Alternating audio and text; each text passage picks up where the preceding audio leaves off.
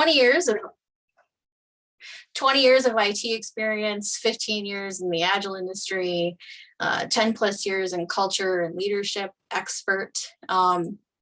He's also the founder and CEO of Shift 314, which is a boutique leadership training and consulting organization that specializes in the organizational culture and leadership shifts needed to unlock success with Agile, digital, and lean.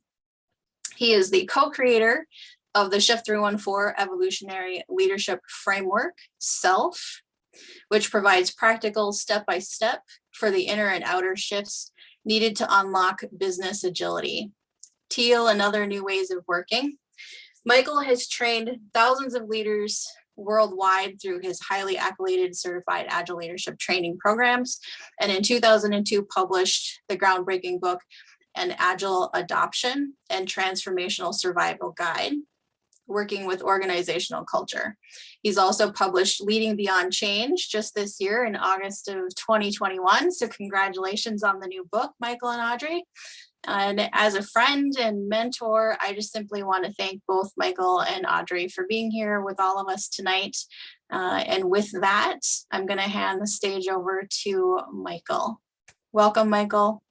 Welcome, Audrey. Thanks for being here. All right, great. Thank you so much for having us here. It's a pleasure to join you all. So probably the one thing I'd say that I think that I'd add here is that I actually started out my whole career in artificial intelligence research. I was very interested in how do we get autonomous robots to function in complex environments, and have published papers in that area. And looking at what's going on now with the work we have around people, organizations, culture, leadership, it's the same problem.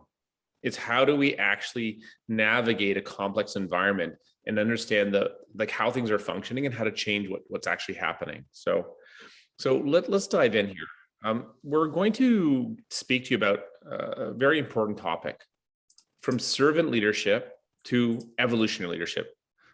Which was what we see as the evolution of servant leadership. And this is really an expert of one aspect of our book, Leading Beyond Change. It's actually got multiple dimensions to them, but we'll just want to focus on this one element so that there's something very tangible that you take away from this session. So let's dive in. Here we go. Now, the key understanding that we'd like to remind you of is what got you here may not get you where you want to go. Right. So what is the shift that we need? I mean, I think, a long time ago, there was this promise of, and all these really different frameworks, systems, approaches, models that we're looking towards to help us unlock people, help us unlock culture, help us unlock what's happening in organizational systems to create the success we hope for. And what we're asking you to do is step beyond. Because if what we had right now was working for us fully, then we wouldn't need anything else. But we're asking to step beyond with this realization that we're not getting the full benefits we hope for. There's something missing. Now, the core of this challenge that we face in terms of helping our organizations be successful, whether through Agile or anything else, we're actually dealing with the legacy of industrial management. And people have heard the concept of Taylorism and other things like that. And what we're really speaking to here is a very deeply rooted paradigm. It's in our workplaces, it's in our schools, it's in our government and society. It's deeply embedded in the mind and psyche of each human being. And we can't escape it. We're caught up in it. And what's even worse and even more sinister is that we're not even aware when we're operating from an industrial management paradigm. So my assertion to you is that we're trapped in this web. And the first step for being in this web is to know that we are in this web. And then we can actually start to work our way out. So right now, if you think you're not caught up in this industrial management web, if it's not actually deeply influencing your behavior, how you're functioning, it means you're not yet aware of to the extent to which you're controlled by this paradigm, by this programming, this conditioning. So there's a very, very beautiful attempt. Oops. Oh yeah. So our view is we're living in this global epidemic of disengagement. And it's horrible. Like, we know people are not fully engaged. I think it's like 12% of all people worldwide are fully engaged at work. So we're looking at, well, how do we deal with this when we're caught up in this deep web? There are no surface solutions that will actually work. We actually need to go right to the core to find the unlock we're hoping for. Now, servant leadership, and I just want to pause here for a moment of gratitude. It's served us for 50 years. And we're very, very grateful for the initial starting place that has provided us for understanding a different paradigm of leadership, a different way of seeing ourselves as leaders, a different way of seeing people that allows us to start to chip away this industrial management paradigm, this industrial mindset that's pervasive everywhere. And there's some really beautiful things about it. It's so much focused on enabling people, caring for people, supporting the growth of people, and that's all wonderful. So we want to keep the parts that are working and evolve to what will serve us to get us to where we want to go. Because if servant leadership was sufficient for the challenge, we'd have solved our challenges. We'd have worked our way to this industrial paradigm at workplace, but it hasn't happened yet.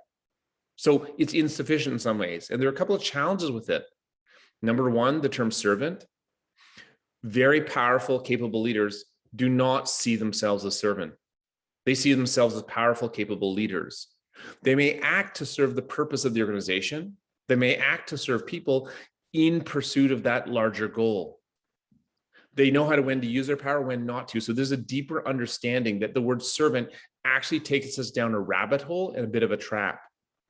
The other challenge with servant leadership is because it wasn't actually fully working, realizing the benefits and so on, there are multiple definitions. Different people have different ideas of what it is, and there's no agreement about what that term means.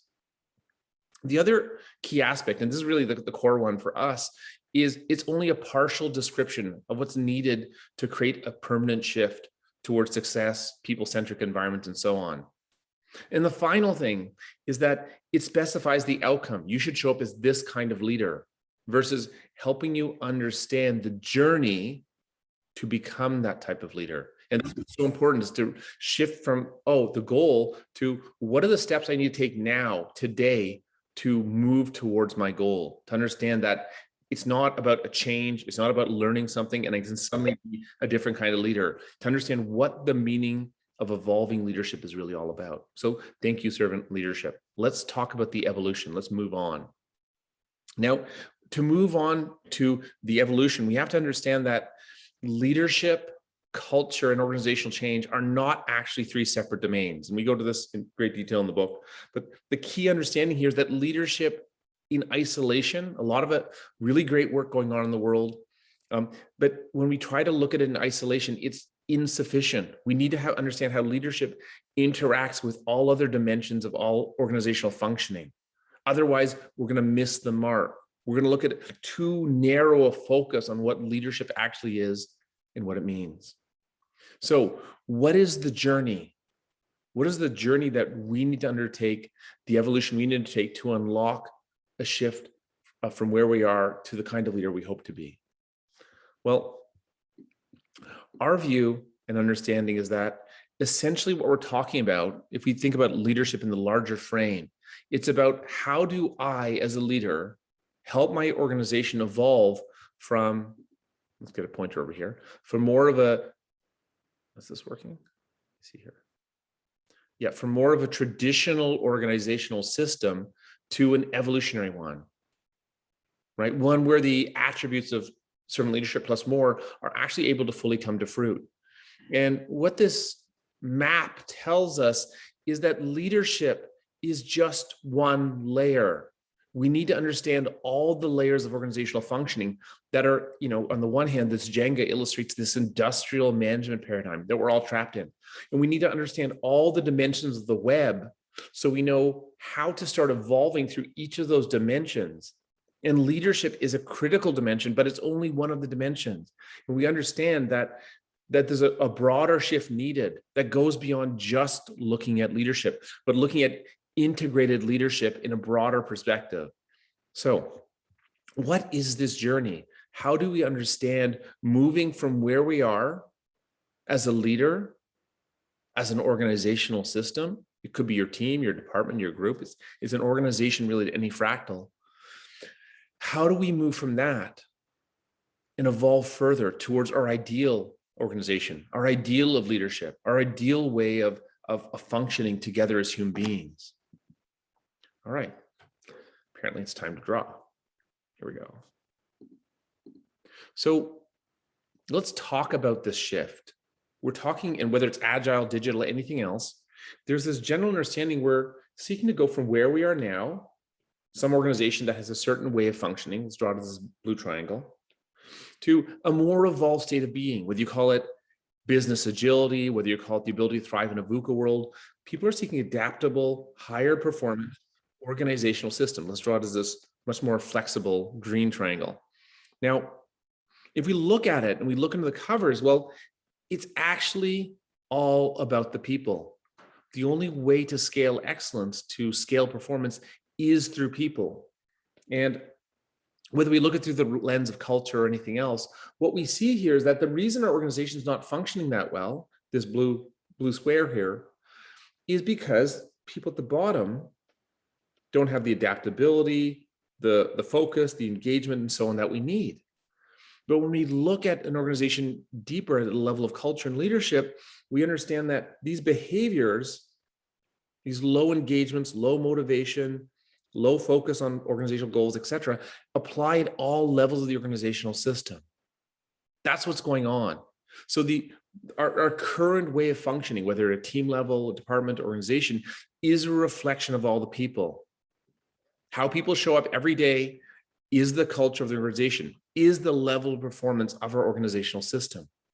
Now, to move towards the future of work, whether we call it agile, digital, whatever, exponential organizations, Teal, whatever we want to call this thing, when we look inside this more adaptable organizational system that is higher performance, more agility, can create products faster, adapt to changing market needs, and so on. Let's look inside there. Well, do we see the same behaviors from all the people at the worker level? No. When you see workers operating very differently, with learning, with adaptability, with the focus on how do we work together? How do we really truly collaborate? And looking deeper, it's like we can't just change people at the bottom, which is the agile favorite. Let's, get all our teams trained up on agile and then we're done. It's like, no. We actually need a shift in leaders at all levels of the organization, or at least people who hold the power, so they can move from managing to what truly is leading. So this is what's actually required, is a shift in all the people. And the real question for anyone involved in any path perspective, how do we make our organization better? It's how do we evolve? How do we evolve organizational system, which then boils down to how do we evolve our people? How do we move our people to a more evolved state of functioning? How do we go on that journey? And what we see here is that in order to go on the journey, everybody needs to go on the journey. And the most accelerated way to go on the journey is actually for the people at the top to evolve to become these leaders. And then the change can spread down. Now, please don't think that I'm saying here the leaders have to go first, because we're talking about a fractal. We could have people who are leaders at this level or this level go on the journey first, and through that influence the people that they're connected with. So we're talking about moving to an organization over on this side that's about leaders at all levels. Whether you're talking about self-organization or self-management, those types of organizational systems will only work when you have leaders at all levels. So that's what this whole journey is about. That's what anybody trying to understand or take on organizational change, or even how do we get my department functioning better? This is the challenge that we face. This is what's actually going on. Now, the key principle here that I'd like you to be aware of is that organizational evolution follows personal evolution. So the only way our organization can evolve from where it is, it's moving out of this industrial mindset to a more evolved way of functioning. It means that there needs to be an evolution in every person, right? So we can call this a very people-centric approach to change. There is no other way to fundamentally change how something is functioning within the organizational system. Now, this is what we're saying here. Please think about this. This is radical. This is a radical shift for most people on this planet. There's a whole industry around Agile that's focused on creating change through processes, through structures, through frameworks that are very fixed, through leadership programs that are just focused on leadership. What we're sharing here is a radical reinvention and reimagining of what leadership means, what change means, and what it means to actually attempt to help a system move towards higher levels of functioning and performance. What we're speaking about here is an evolutionary journey. The first step in the journey is to understand, well, where are we on this journey from traditional to evolutionary? And then the next step, and this is again critical, is to understand it's an evolutionary journey. Understanding that it's an evolutionary journey is a radical shift. When we're in the paradigm of an evolutionary journey, we understand we can only start where we are, and it's a never-ending journey. When we understand that it's an evolutionary journey, we're not thinking about fixed change programs anymore. We're not thinking about simplistic solutions, such as introducing agile and suddenly having an evolutionary organization. It's a much, much broader understanding of what it means to evolve, what it means to change. Now, our understanding is that we need actually a shift at all levels of organizational functioning. Now, most approaches to change focus here on tactics and strategy. We actually need an integrated approach to culture and leadership. And oftentimes right now in organizations, these are split into multiple different functions, multiple different ways of looking at these elements. So this is the shift that's required, is to actually focus in an integrated way on all these shifts. And right now in this talk, we're going to focus on leadership. So let's go in further. So if we're talking about an evolution in leadership, from servant leadership, transformation leadership, other paradigms that have existed up to this point, to a new paradigm, well, we're seeing this as the evolution of leadership, an evolution of these existing paradigms. So taking what's working, taking what's valuable, but seeing, well, what will get us where we want to go? What will get us to be into a place where we can help our organizations evolve, which means help our people evolve, which means help ourselves evolve. That's where we're going. So quite simply, evolutionary leadership is the choice to evolve oneself and develop the capabilities needed to evolve an organization. So what does that mean? Well, to go from the one triangle to the other triangle, that requires an evolution of all the people. An evolutionary leader is somebody who says, yes, I'm ready to evolve myself. And it's not just about my evolution, it's about me learning the capabilities to bring other people on the journey with me. That's what evolutionary leadership is. And down here on the bottom, you see the words do and be, do and be. What this points to is that there's two aspects that are needed to be an evolutionary leader. There's a shift in our being, our inner sense of who we are, how we show up, how we see ourselves, how we see the world, how we see other people. And then there's the doing aspect, the practical skills, the practical ways and patterns of interacting that will allow us to create the shift, to allow us to allow our evolution and consciousness to be fully materialized, to give it the full benefits, to interact in patterns that are useful, rather than these traditional industrial paradigms. Now, to give you a sense of what evolutionary leadership is all about, it's this integrated doing and being, of course, let's go through this list. It's about self-evolution. How do I evolve myself? Right? And being focused on that. An evolutionary leader says, yes, I am the problem and I am the solution. Ultimately, this whole journey of self-evolution, of evolving who we are and how we see the world, is ultimately about overcoming the ego. Each of us has an ego, and it plays a very significant role in all of our behaviors. In order to move to even simple things in Agile like collaboration, it requires people to move from me thinking and what's best for me to we thinking. And that's why teamwork and setting up people on teams is so valuable, because it starts to break down that structure. But we need that same kind of shift, not just for teams, but for leaders, because they're the ones holding the system. They're the ones setting what's important, what's not important. They're the ones deciding whether to pick scope or date, or try to pretend they can pick both, right? Without that shift of consciousness, they won't be able to get it. Leading by example. This is the staple. Instead of telling people what to do, instead of mentoring them or coaching them, it's about making sure, are we actually modeling the behaviors that we want to see in others? And this is very rare.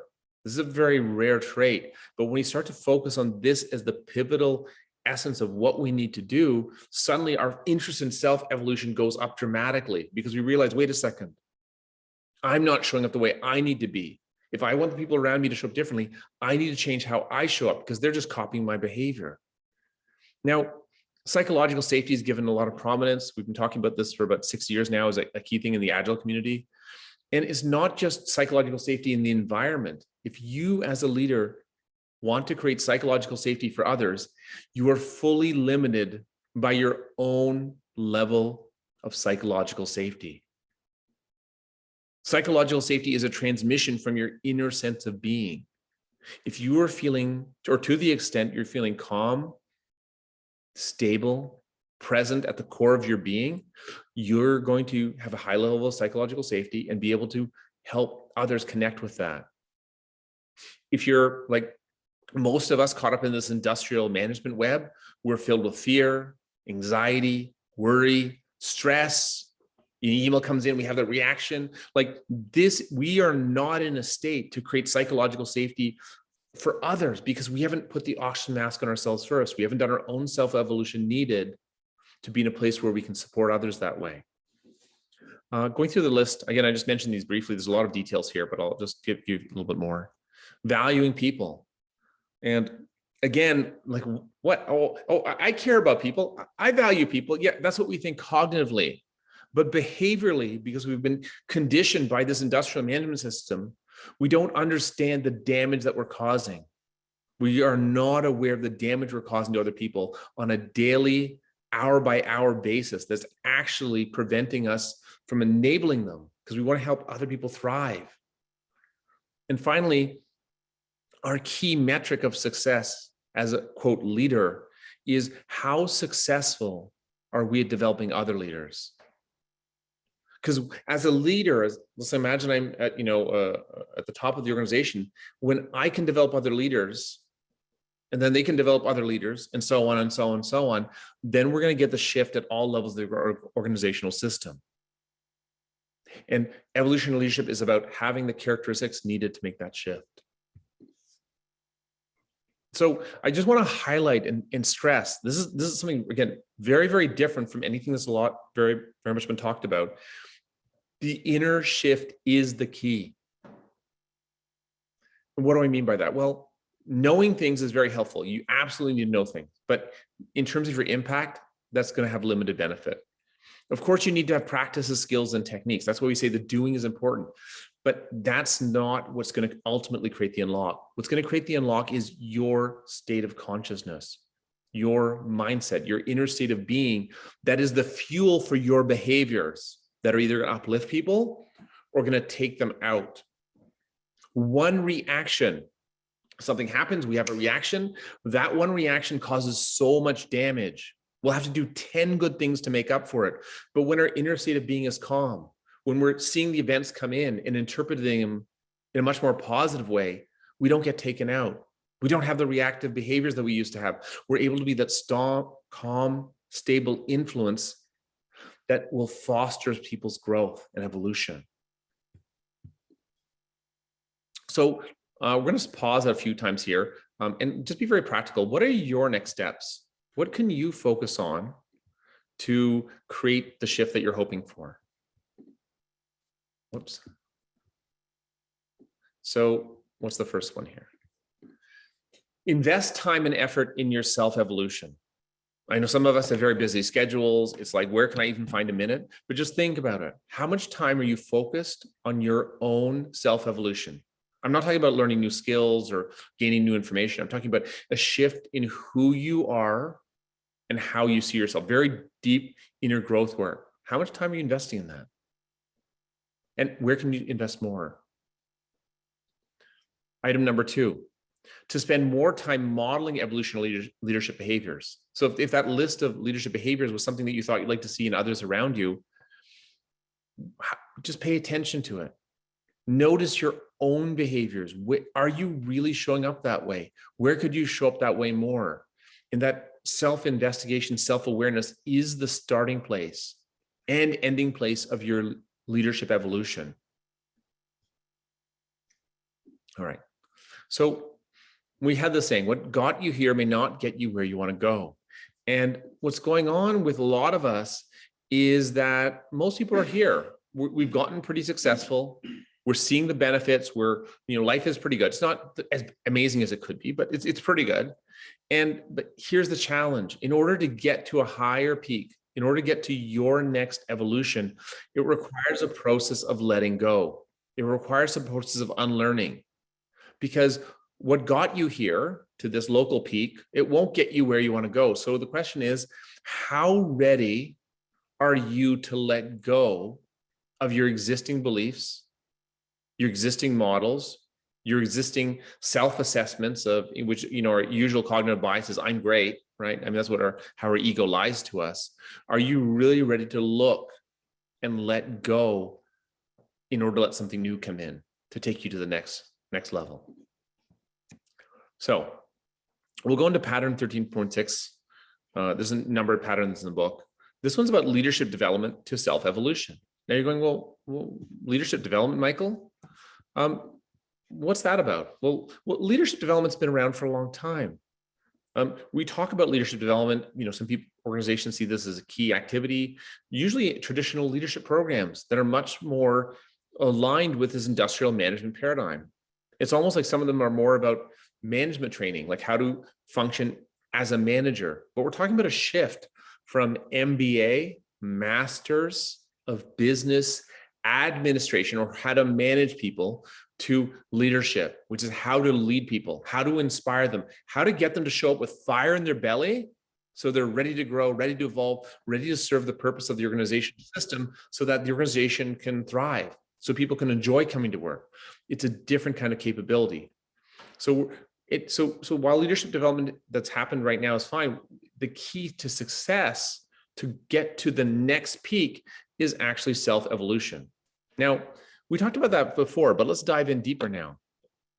Now, many of you have heard of Carol Dweck's amazing work about talking about moving from a fixed mindset to a growth mindset, right? Raise your hand if you've heard of Carol Dweck's work. I know there's some people in video. Yeah, great. Okay, thank you. Thank you. All right. So I'll just explain her model first to start out.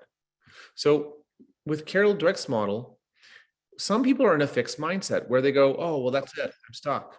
There's nothing I can do here. They're not going to take risks. They're not going to learn from feedback. They're just really stuck in terms of their growth.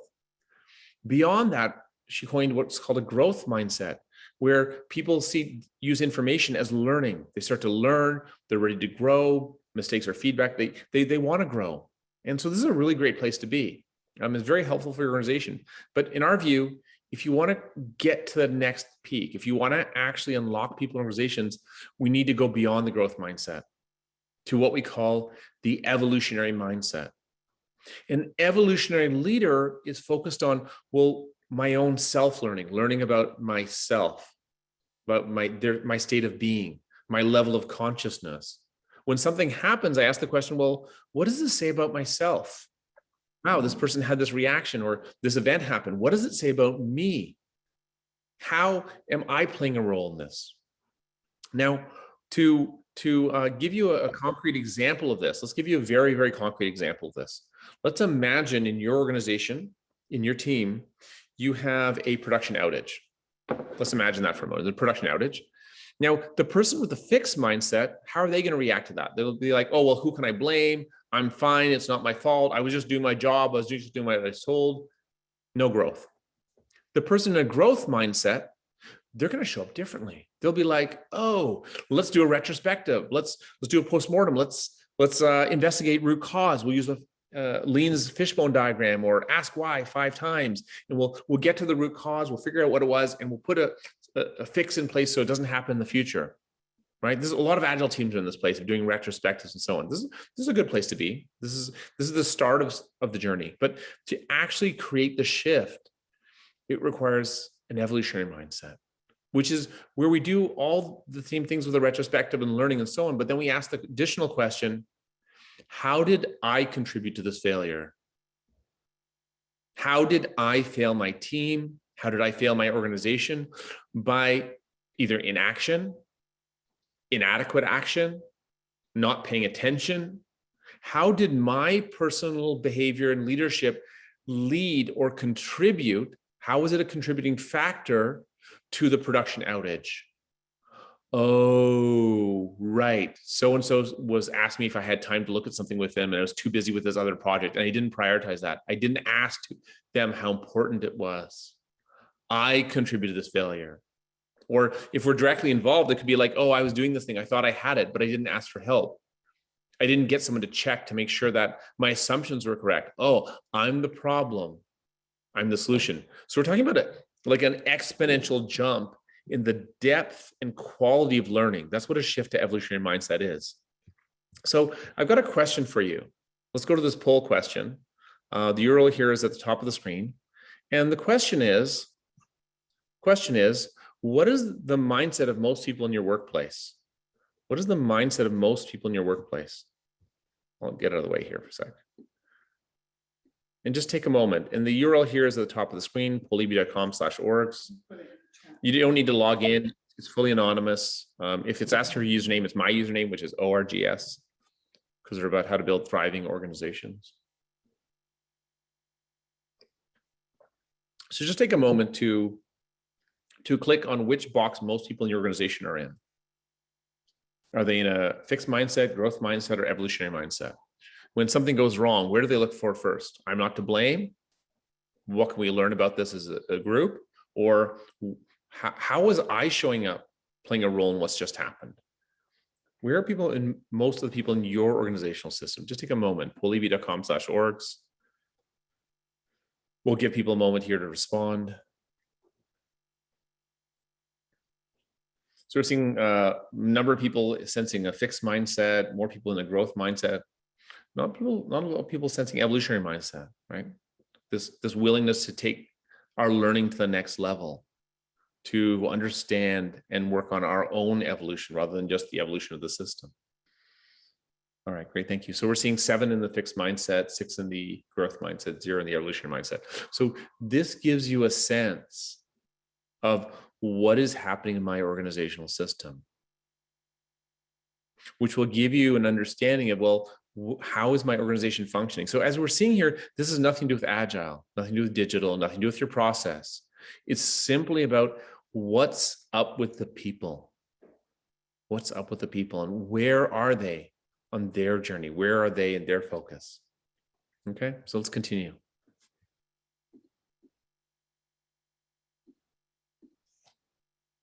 Now, if you're interested for yourself in paying attention to this in your own self-evolution, there's a very powerful model we have called a leadership edge.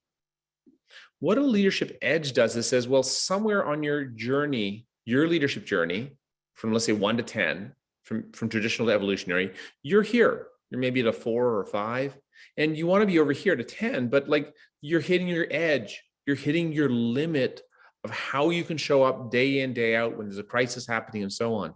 So the model of a leadership edge is, number 1, to be aware of your edge, to notice you're not showing up as your ideal self as a leader. And number 2, to lean into it. Now, why is this concept of leadership edge so important? Because self-awareness is the technology of shifting your consciousness. So when you start to become self-aware, your consciousness will start to shift. You will be initiating your evolutionary journey towards a more improved, a better version of yourself that's able to realize greater success. That's why starting to pay attention to your leadership edge is a critical step. There's 2 kinds of leaders: those who are unconscious and unaware, and those who are paying attention to their leadership edges. When we stay unaware, unconscious of what we're doing that's not helpful, we're not going to grow. We're not going to evolve. So if you are interested in evolving, this is the first step, is to start to become aware of the things you're doing that are unhelpful, the behaviors, the reactions, the places where you're not showing up as your ideal self, all of these things. All right. This is not doing what I missed. Oh, there we go. So list out your top 3 leadership edges. This is your next step, right? So if you want to put this into practice, we're giving you some very practical things. List out your top 3 leadership edges that impact your performance. Now, you may know this just because you have a high enough level of self-awareness. If you're not sure, you could go back and look at your performance reviews over the years. People have been trying to give you feedback on what's going on. If you're really, really stuck, you could ask a good friend or coworker to say, hey, could you please let me know what am I doing right now that's getting in the way of me being successful? And they'll say, oh, that's easy. And they'll just list it out, right? Everybody else around you knows your leadership edges. We're just asking you to become as aware of the people around you, right? I mean, you think about somebody else. You know how they cause problems. You know where they get stuck. You know where they start to argue. You know where everybody else does stuff wrong. We're just talking about shifting your awareness from other people to yourself.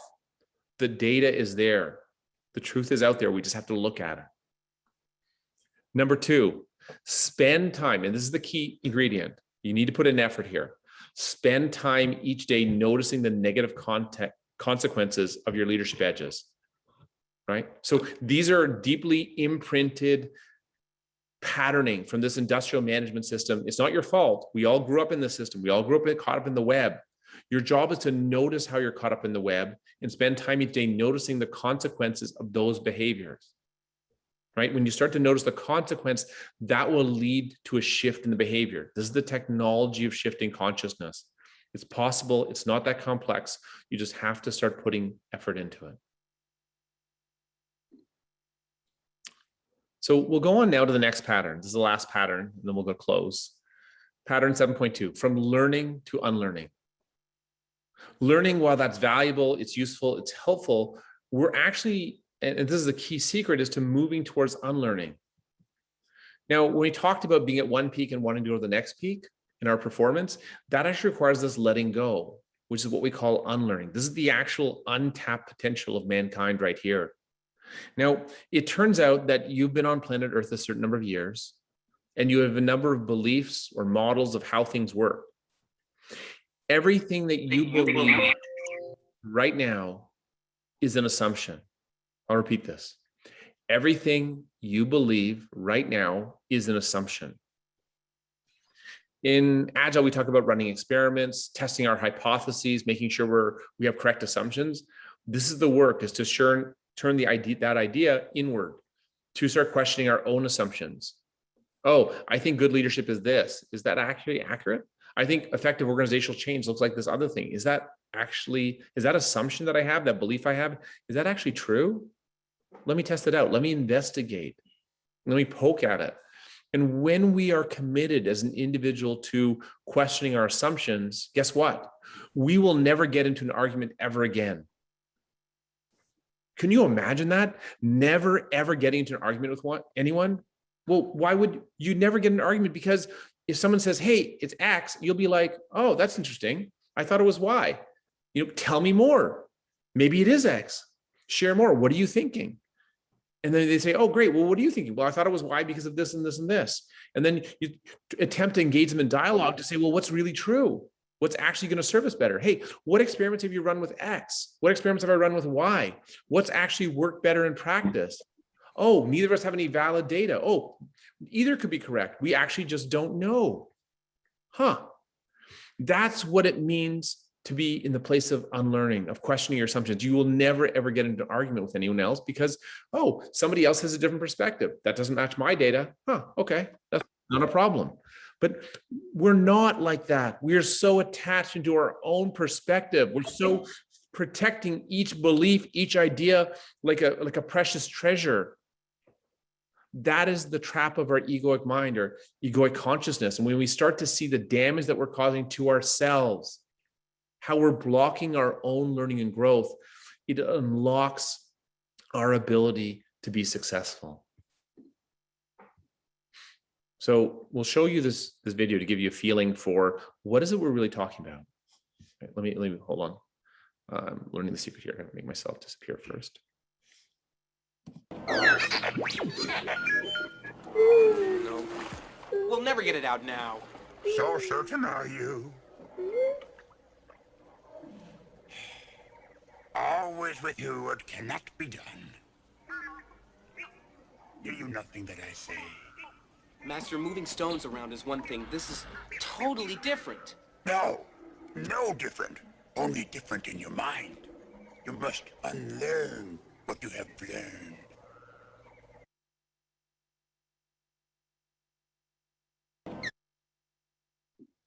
So most people miss this. Most people hear the famous Yoda line of do or not do. There is there's no try. Who's heard that? Do or not do.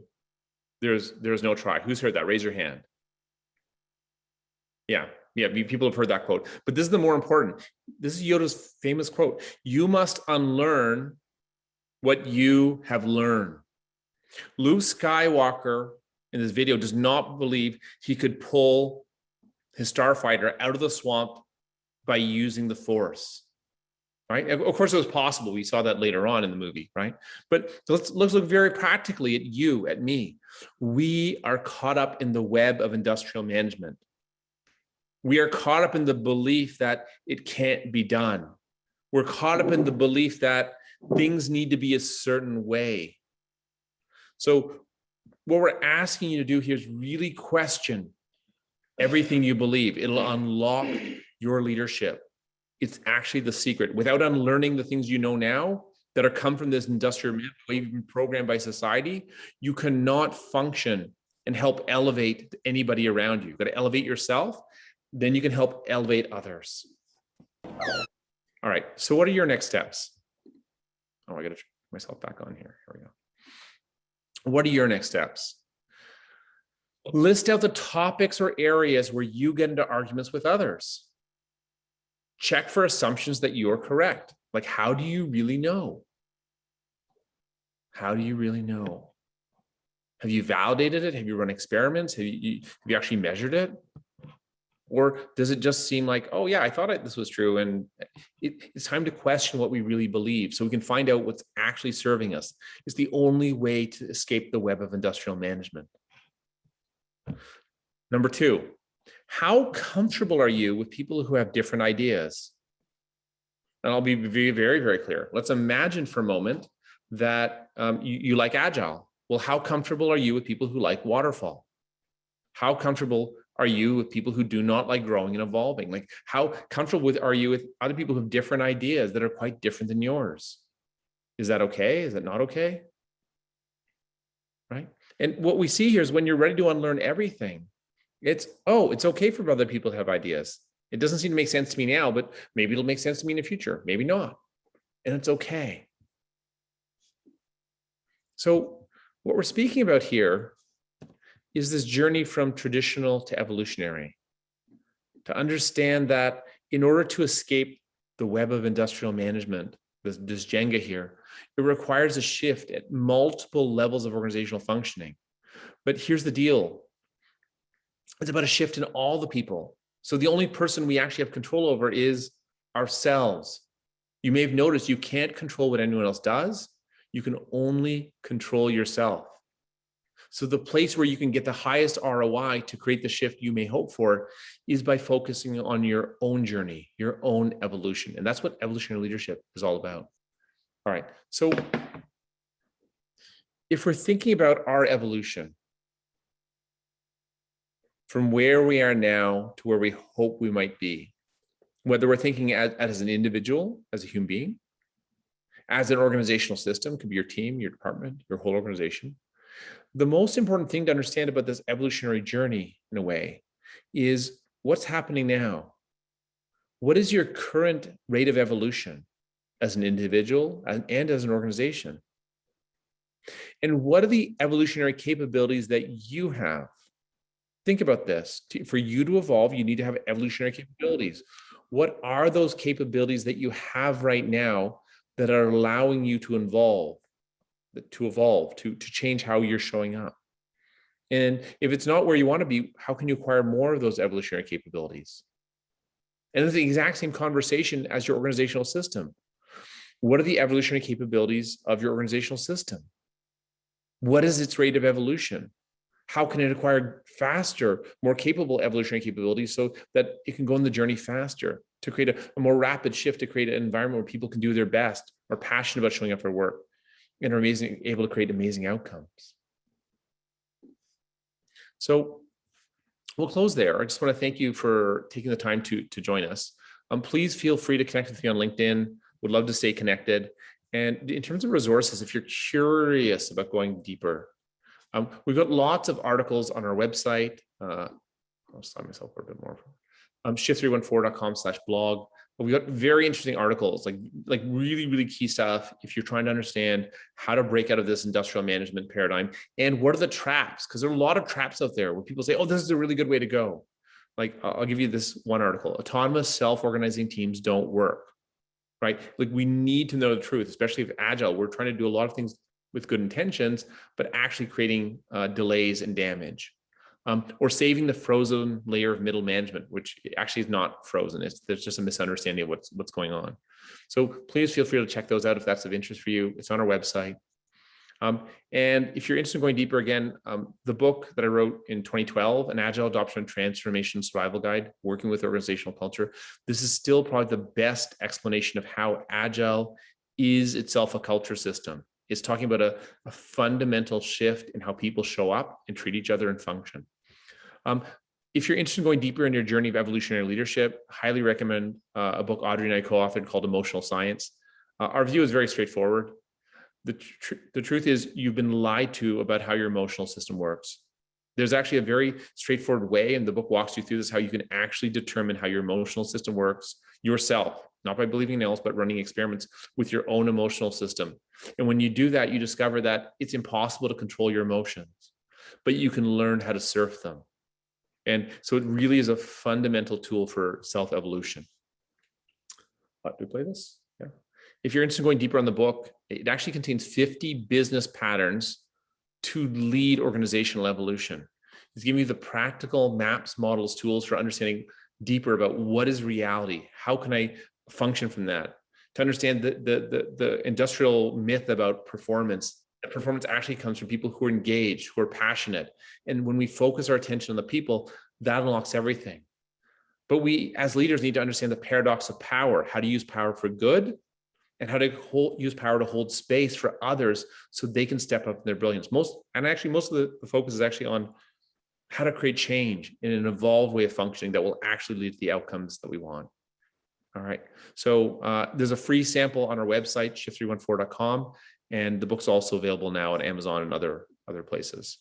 Now, everything I'm sharing with you here is what we call the Shift 314 Evolutionary Leadership Framework, which we're just announcing to the world starting in the last month. And it's actually very interesting. It's more like an unframework. And what we see here is the title. If you look at the key letters, SELF, it's about the self. It's about evolving ourself. When we evolve ourselves as evolutionary leaders, then we can evolve the selves of others. And then there's a shift in the behaviors of all the people to create the outcomes we hope for. That's why the tagline for it is scaling excellence with people. A lot of the time we're trying to scale excellence with frameworks, with practice and so on. But ultimately we need to focus where it matters most, on the people. Now, the framework is very practical. It talks to you about how to evolve the DNA of your organizational system. Because when we understand that it's an evolutionary journey, our organization has a specific DNA that's determining where it is on that evolutionary journey. And the only way we can move forward is to understand where it is, how it's functioning, and evolve it across all the layers to move towards a more capable state. Now, again, the way to do that we've identified is through the not just tactics and strategy, but culture and leadership, an integrated approach to unlock the whole system. And the self really, it's just a very practical toolkit that gives you the maps that you need to orient, the principles you need to guide behavior, the models you need to reason about what's happening, and the tools to give you very practical things to do on a day in and day out basis.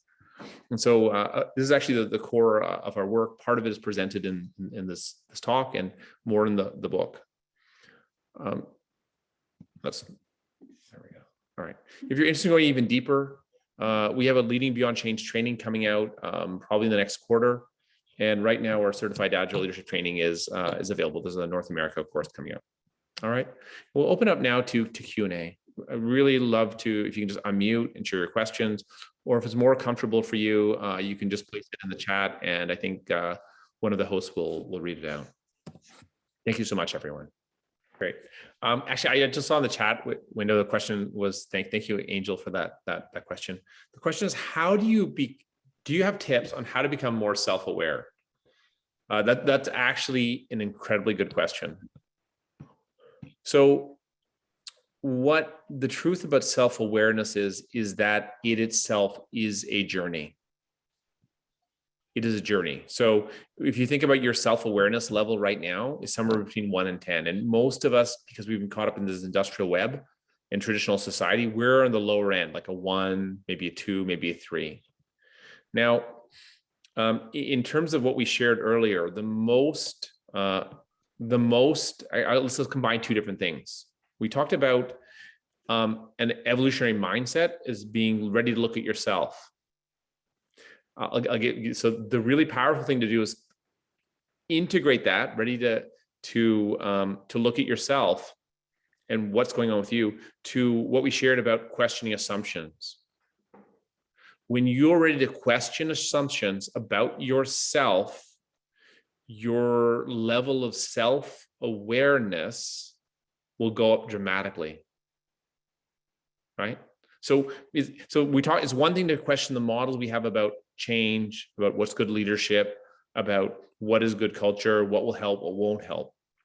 It's another thing entirely when you start to open up to evolutionary mindset, which is questioning assumptions we hold about ourselves, like basic assumptions, like, do I know what I'm doing here?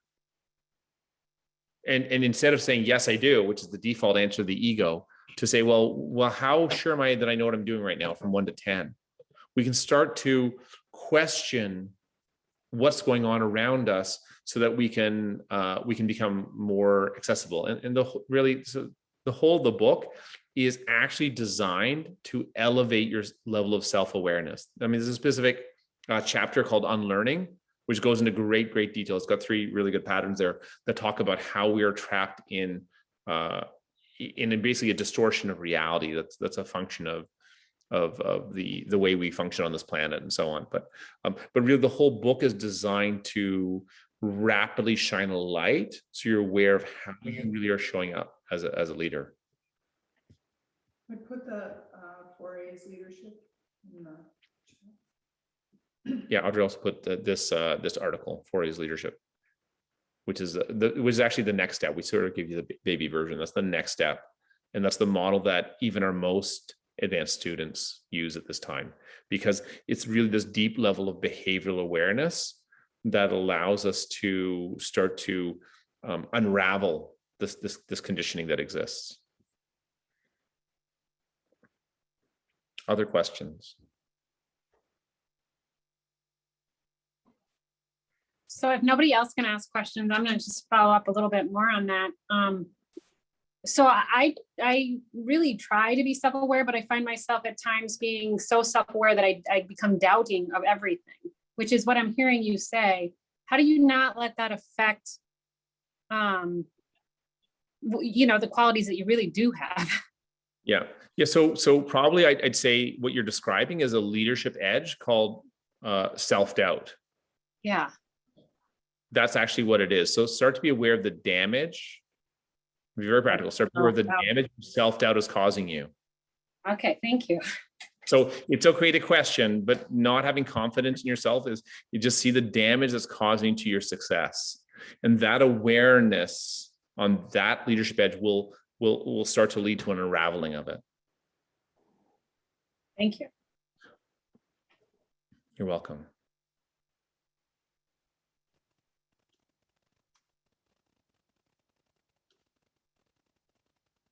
I guess I have something I'm kind of curious about. Organizational culture continues to sort of, I don't have a clear view always about what that means. And you said that how people show up every day is the culture of the organization. Now, I can imagine that you also are saying, a big part of it seems like what you're saying is we need to be able to question ourselves And when something goes wrong, we shouldn't be like, well, it's their fault. Or, well, let's just see, like, let's have a retrospective. We need to like step back and be like, okay, like, how am I responsible for this? Like, let me look at me. But could you give an example of something else where someone shows up and people in an organization maybe show up on a day and how that reflects, how that's their culture? Yeah, sure. So I'll actually just start answering your question by just talking about a few different understandings of culture. So I think Schneider has a good definition, which is the way we do things around here is our culture. The way we do things around here. So when there's an emergency, how people show up, how people behave is your culture. Not on a good day. That's like the fake pretend culture, right? But on a bad day, when there's a real emergency and under pressure, that is the culture of your organizational system. Now, that's why we say that if you sum up all the behaviors of all the people, that is the culture. How people behave, how they treat each other, what they do every day is the culture. We could also describe it as, I'll give you two more definitions. The wibbly wobbly thing that connects everything, right? It's really the glue that holds how people think about themselves and the structures of the organization together in a coherent form. You could also think of it as the dynamic, complex emergence or in co-creation of all the people, right? So culture is not a static thing. It's a very dynamic living thing that's a reflection of all the people. So coming back to your question about, well, how do I tie that in for thinking about this fixed mindset, growth mindset, evolutionary mindset? So imagine I'm a manager or coach and I see some sort of behavior on a team and I see some sort of consequences and, let's assume that that's actually what's going on. It's not my misjudgment that's happening. But let's imagine that's actually what's going on. When I have fixed mindset, it's like, these people, oh yeah, that's the kind of people we have around here, right? That's fixed mindset. Growth mindset is like, oh, well, this is interesting. What's happened in the system? How is this environment set up that would cause a reasonable person to show up that way? The system is broken somehow. Let's figure out what's going on. What do I need to change in the system to make that person show up differently? The evolutionary mindset manager or coach will go, wait a second. How is my behavior, the way I show up every day, contributing to the way that person shows up? Contributing that specific behavior that I just saw, where maybe they didn't take responsibility for something. Well, where am I not taking responsibility for things? Where am I trying to, dodge that? Either not just with the team, but globally, like with, other things going on in the organizational system. It's like, oh, wait a second, I'm modeling that behavior. So while I can put effort into supporting the system, really good idea. More importantly, is like, where am I modeling that pattern that's showing up, right? And this is the hard work of leadership, is to really, there's a technology, I sometimes say this jokingly, but everyone has this technology at home to grow as a leader.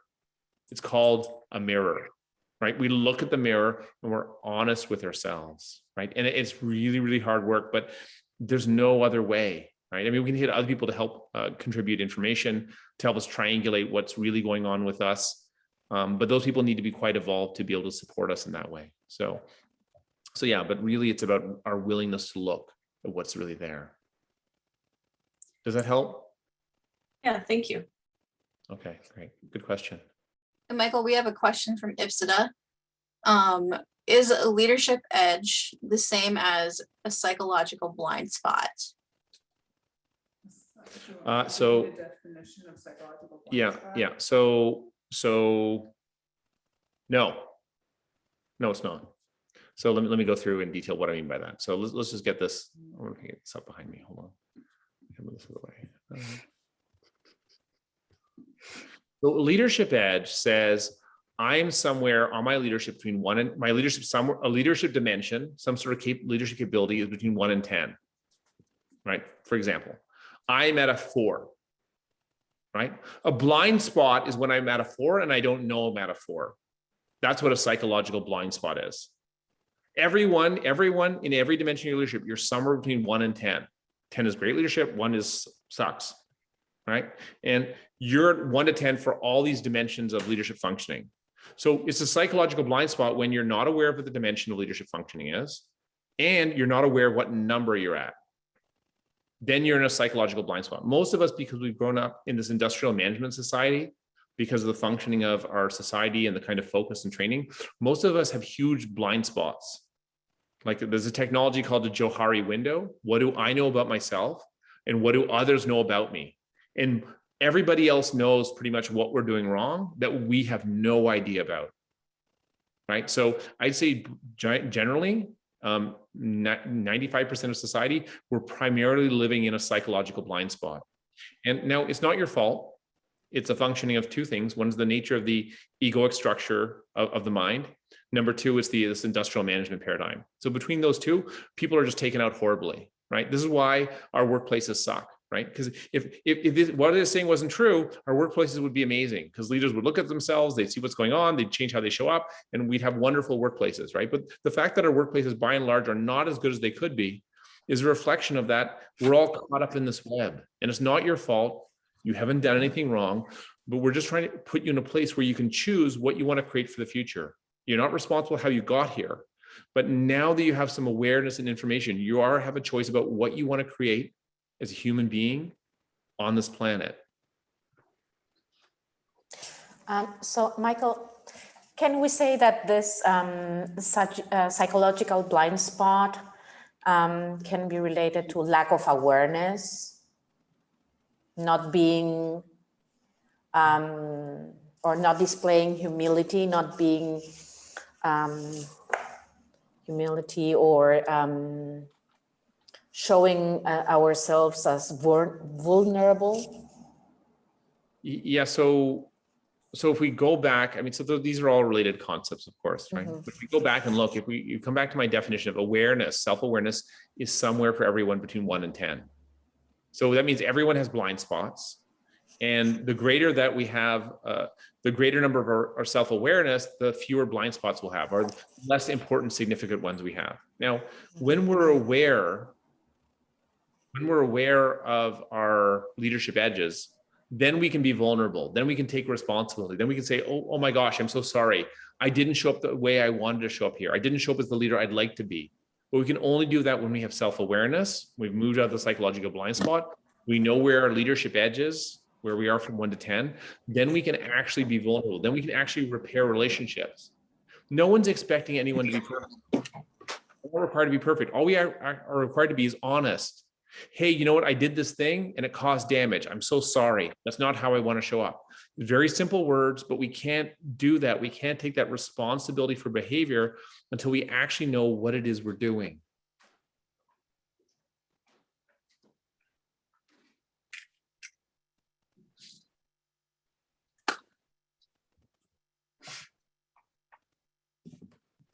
But there's something else too, right? I mean,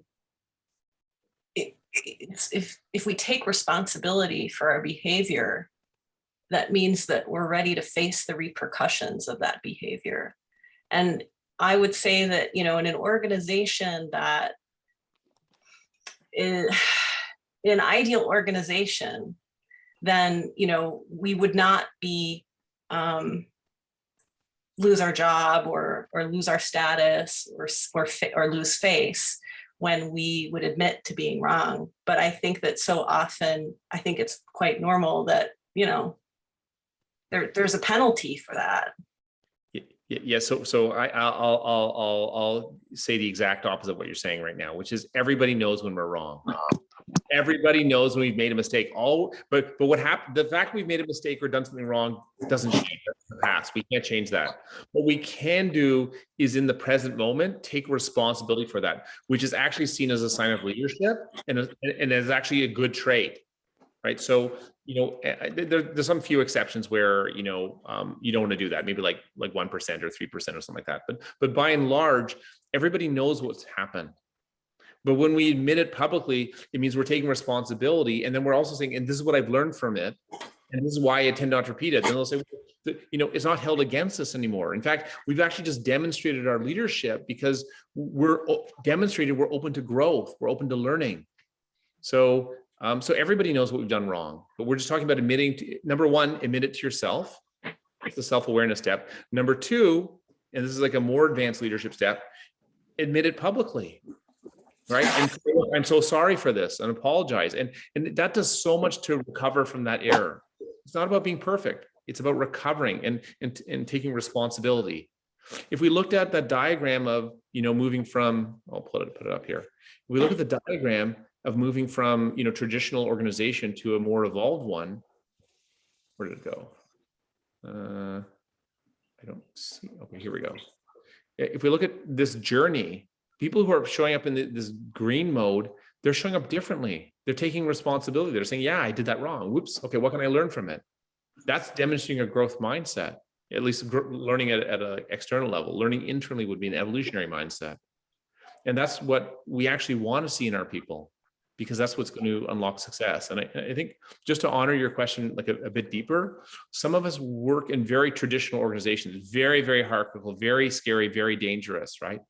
But the truth is that everyone's making mistakes all the time. We're talking about, if it's safe in that specific context to share that, then do so, because it can do a lot to restore your status and actually elevate it and, recover gracefully from whatever happens.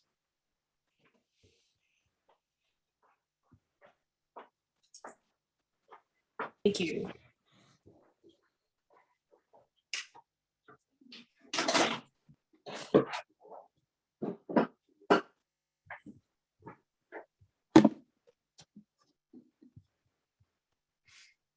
Okay.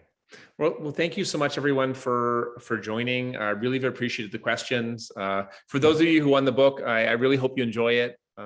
Please, do share either social media or reach out to us what you're discovering and how it's helping you.